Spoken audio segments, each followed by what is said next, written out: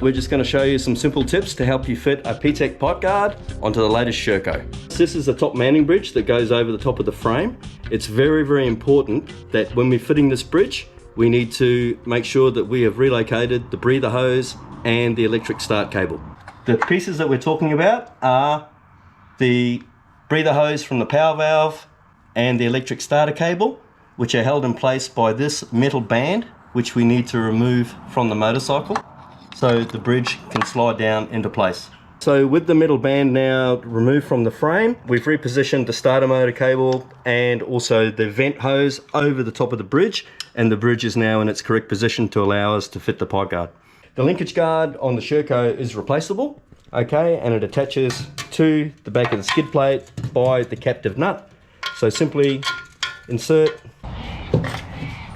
and then the second nut goes through and into the captive nut on the bike. When fitting your pipe guard, you need to make sure that you've got movement of the expansion chamber.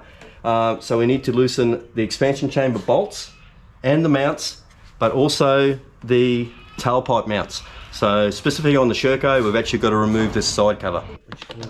So we've got the rear two mounts loose and also release these two, and now you can see quite clearly how much movement that we have in the expansion chamber, which if you don't loosen the tailpipe, you won't get the movement in the front part of the expansion chamber. You may find it easier just to put a lift stand. It'll hold it in position to allow you to get the bolts and the brackets in place. When installing the bolts, it's important to start them finger tight first, just to prevent cross threading, and then from there you can then tighten. With the bolts, you have two options. You can Loctite or you can grease. I prefer to grease and use a torque wrench to set the settings on the bolts rather than Loctite, because I remove the pipe guard for cleaning, whereas Loctite can obviously damage the bolts and eventually damage the aluminium threads. All fitted up, you can see how beautifully it molds to the pipe. Minimum amount of debris is going to get in there. It also has drainage holes, so you can gurney the thing, clean it out. It's absolutely beautiful.